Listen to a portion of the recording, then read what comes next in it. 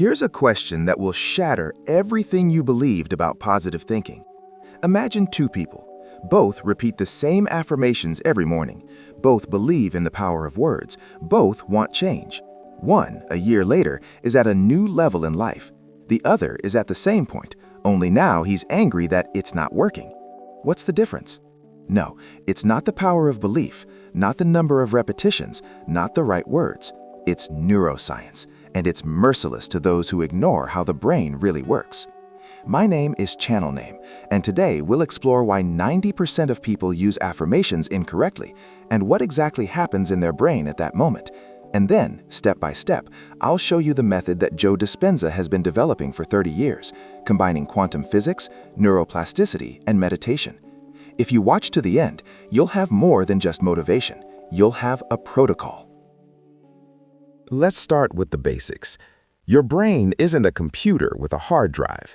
It's a living network of 86 billion neurons, constantly reorganizing itself based on your experience.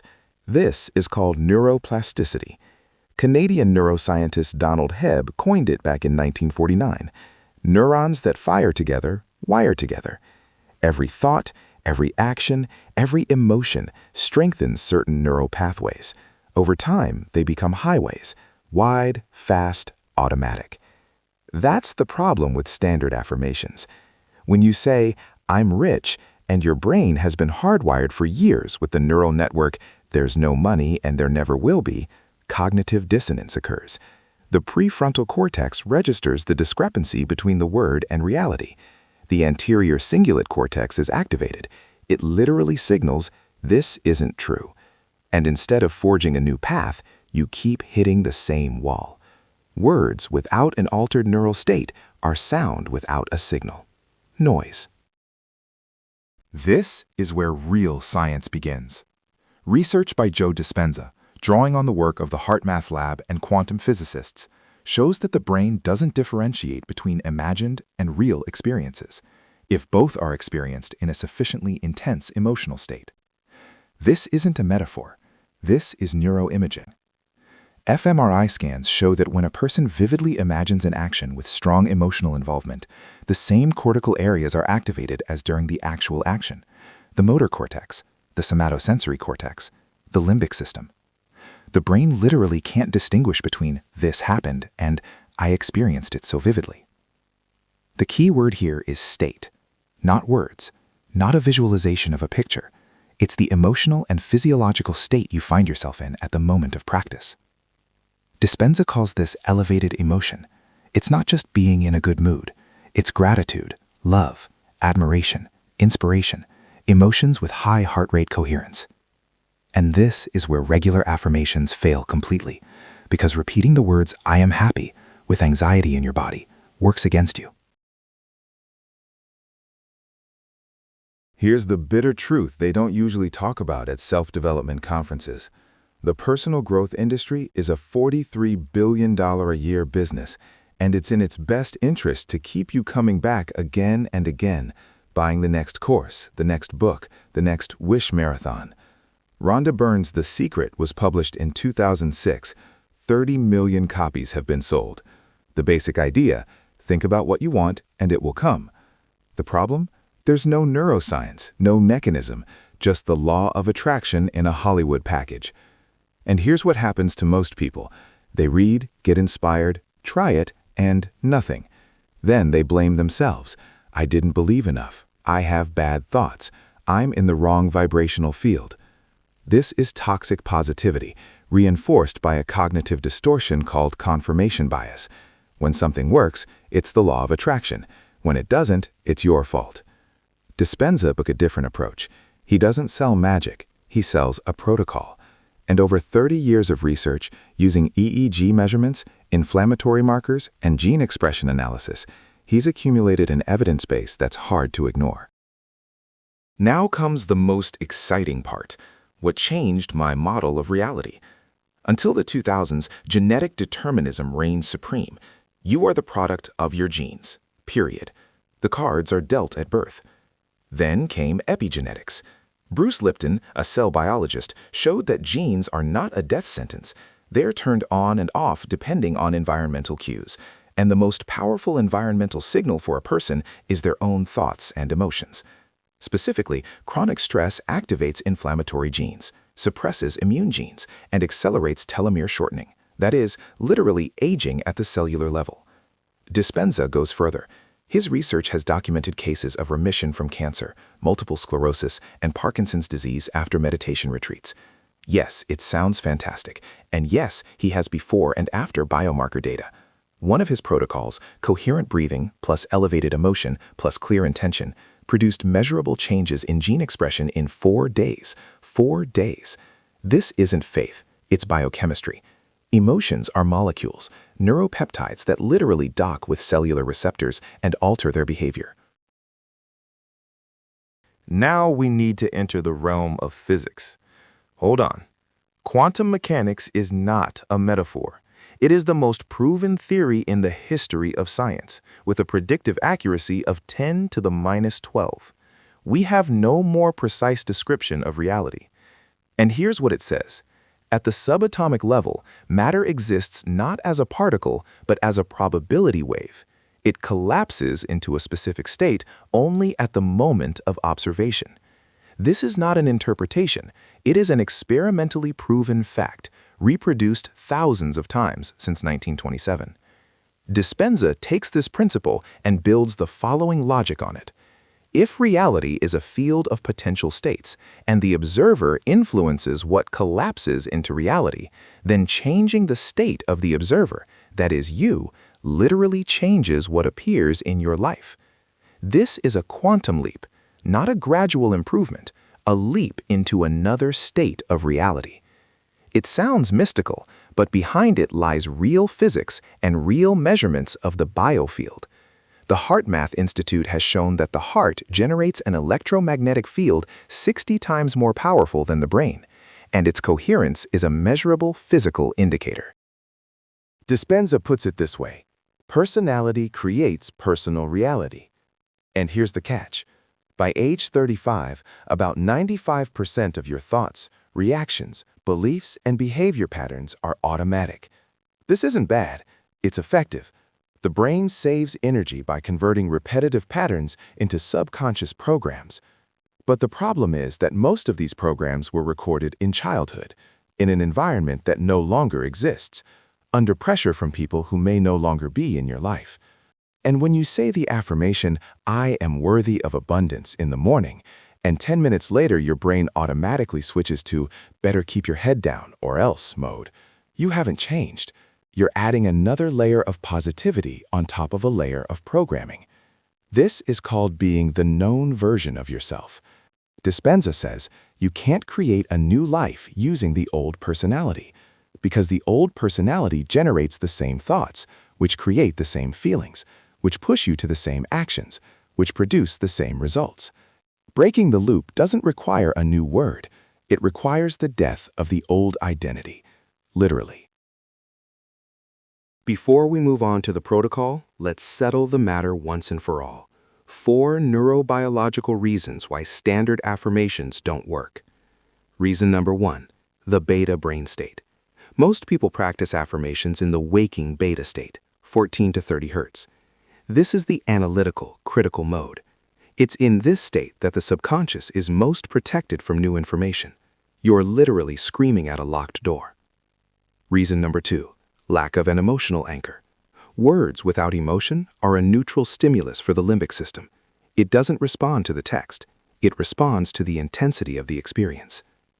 Reason number 3, focusing on the problem. When you say, "I want more money," the word money is associated with anxiety in your neural network. You activate this network. The reticular activating system seeks confirmation of the current state, the undesired one. Reason number 4, lack of a somatic component. The body stores trauma and beliefs. Somatic markers, a term coined by Antonio Damasio, are bodily sensations attached to beliefs. If the body is locked in danger mode, no words can rewrite the program. Now comes the hardest step, and the most important. You're in an alpha state. Your body is relaxed. Your mind is quiet. Now you need to do something that defies logic. feel the emotion of the future right now without any external cause. Dispenza calls this being unconditional. Most people feel joy because something has happened. Dispenza says, first create the feeling, the reality will follow. How does this work in practice? Recall a moment in your life when you experienced pure gratitude. Don't analyze, simply allow your body to recall the sensation. Chest, warmth, expansion. Hold this sensation. Let it build. Shift it to your heart center. This is not fantasy. The HeartMath Institute has documented that when positive emotions are consciously generated, the heart rhythm enters a state of coherence, a sinusoidal rhythmic pattern. This signal literally changes the immune response, hormonal balance, and brain activity. When you maintain this state, your body receives the same biochemical signal as during a real experience. Now, any intention introduced into this state is perceived by the brain as a real experience. A neural network begins to form. Dispenza often says, the body is the subconscious. And this isn't poetry. It's a direct description of how the nervous system works. Neurogastroenterology has shown that the gut contains 100 million neurons. It's a second brain, directly influencing emotional states. When the body is chronically stressed, the vagus nerve transmits a danger signal from the internal organs back to the brain. The result is a loop. The brain is anxious, the body tenses, the body signals alarm, the brain increases the alarm. To break this loop, you need to work with the body, not just the mind. Dispenza's protocol includes a specific tool, Tumo breathing combined with energy movement along the spine. This activates the autonomic nervous system in a new way, literally shaking up stuck somatic patterns. A simplified version, deep diaphragmatic breathing, plus intentional relaxation of each body part from the bottom up, plus scanning sensations without judgment. When the body exits survival mode, access to subconscious programs opens, and this is where elevated emotion plus intention equals real reprogramming. The most common question from skeptics is, it all sounds great, but where's the evidence? Let's be honest. Dispenza's research is real, but it requires nuance. He doesn't publish in Nature or The Lancet. His studies are independent, conducted on participants in his retreats. This is a limitation, but the data is there. From what's documented, measurements in participants in 4-day retreats showed a 49.5% increase in IgA, a marker of immune response. There was a decrease in inflammatory markers, IL-6, TNF-alpha, changes in the expression of 111 genes associated with growth, metabolism, and immunity. Independent studies of coherent breathing and meditation, yes, they exist and are being published. Research by Richard Davidson of the University of Wisconsin shows that long-term meditation structurally changes the brain. The prefrontal cortex thickens, the amygdala shrinks. HeartMath Institute research is published in peer-reviewed journals and demonstrates measurable physiological changes with coherence practices. The honest skeptic's conclusion: the mechanisms are real, the physiology is documented. Dispenza's quantum interpretation is metaphorical, but the practice works if applied consistently. Let me be clear. Most people watching this video right now will try it once or twice and then give up. Not because they're lazy, not because it's not for them, but because this is what will happen. On the second or third day of practice, the brain will start to resist, literally. This is called a homeostatic impulse, the nervous system's desire to return to a familiar state. The old personality doesn't give up without a fight. You'll feel, this isn't working, I'm doing something wrong, I don't have time, maybe tomorrow. This isn't a signal to stop, it's a signal to continue. This is exactly the feeling Dispenza describes as the unknown, and that's where you need to go. Neurobiologically, the first 2 to 4 weeks are the period of formation of a new neural pathway. It's still subtle, still weak. The old pathways are broad and powerful. You need to accumulate repetitions. Dispenza's rule: a minimum of 63 days of continuous practice for lasting neural change. This isn't a myth. It's consistent with research on habit formation. Philippa Lally, UCL, 2010. The average time to automaticity is 66 days. Dispenza's Quantum Leap Protocol. Duration: 20 to 45 minutes in the morning, 10 to 15 minutes in the evening. Location: quiet, undisturbed, preferably the same location. Phase 1. Entering the state. 5 to 10 minutes. Diaphragmatic breathing. Inhale 4 seconds, pause 4 seconds, exhale 6 seconds. Progressive relaxation of the body from the bottom up. Expand awareness beyond the body. Feel the space around you. Goal: alpha theta state. Marker: body heavy, thoughts sparse. Phase 2: generation of elevated emotion, 5 to 10 minutes. Recall a real moment of pure gratitude or joy. Hold the bodily sensation, strengthen it, move it to the heart. Don't think about what, simply maintain the quality of feeling. Phase 3: intention as a memory of the future, 5 to 10 minutes. Formulate your intention in the present tense, as if it has already happened. Add sensory details, what you see, hear, and feel in this future. Hold it in a state of gratitude, as if it has already happened. Phase 4: letting go. Let go of the image. Don't cling. Trust. Gently open your eyes. Take a few deep breaths. 3 mistakes 80% of practitioners make, and how to fix them right now. Mistake number 1. I'm thinking about intention instead of feeling it. Diagnosis: you're stuck in a beta state. Thinking is the enemy of meditation. If you find yourself thinking intention, return to phase 2. Strengthen the feeling. Thought should be dissolved in emotion. Mistake number 2. I'm trying to force it. Effort is a signal of lack. A quantum leap doesn't happen through strain, it happens through openness. Paradoxically, the less you try, the stronger the signal. Mistake number 3. I look at results every day. This is the trap of linear thinking. Quantum change is nonlinear. Nothing for a long time, then a leap. Observing the lack of results strengthens the neural network of "this isn't happening." Dispenza recommends practice as if the result has already happened and stop looking for it in physical reality. This is called the unknown, and this is where the quantum leap occurs. For those who want to go deeper, Dispenza developed a separate protocol for coherent healing, coherence healing. This is working with the intention of healing a specific part of the body or a specific situation.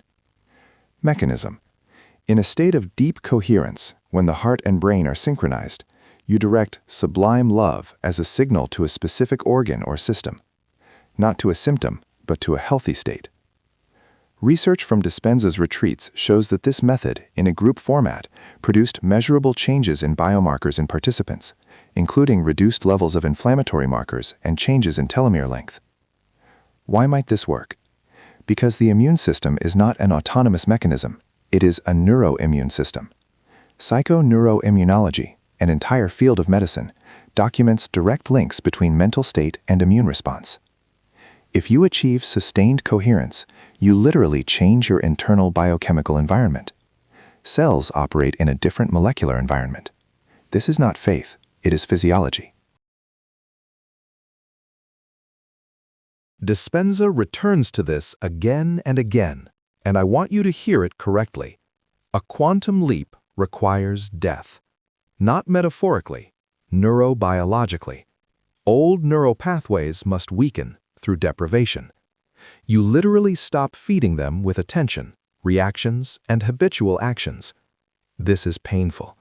The brain interprets a break with habitual patterns as a threat to survival because evolutionarily, familiar equals safe. That's why change is accompanied by anxiety, irritation, a sense of loss of self. This is the threshold. Most people unfold here. They call it the sign that it's not mine. Those who go through it describe the same thing, a feeling of emptiness, then silence, then something new that cannot be described in words. Neurobiologically, this means old networks are deactivated, new ones are activated. The default mode network, the network responsible for self-referential thinking, the I as story, temporarily falls silent.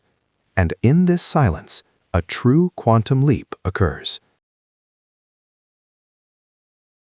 Okay, you're practicing, you're able to, you're sending a signal.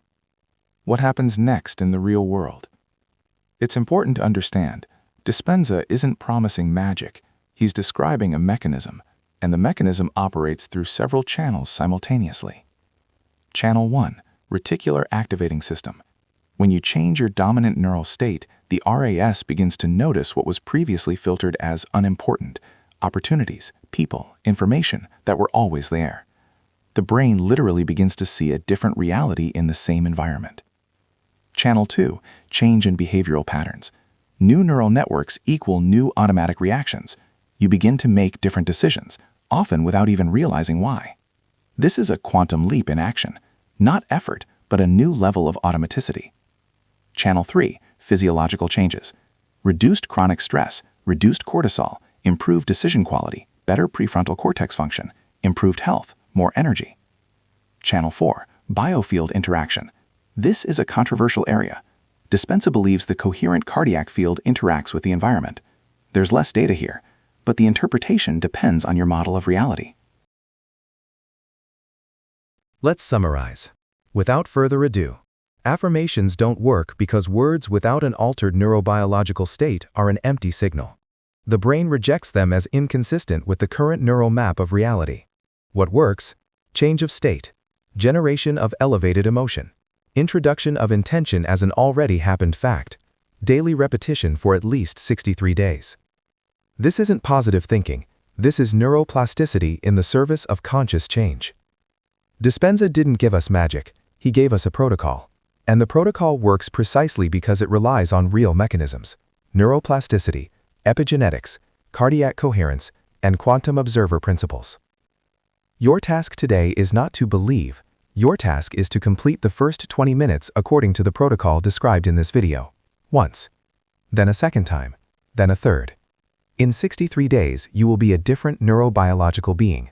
Literally, your neural networks will have changed, your biochemistry will change, your reality will change along with them. A quantum leap is not an event, it's a decision. It starts here, right now.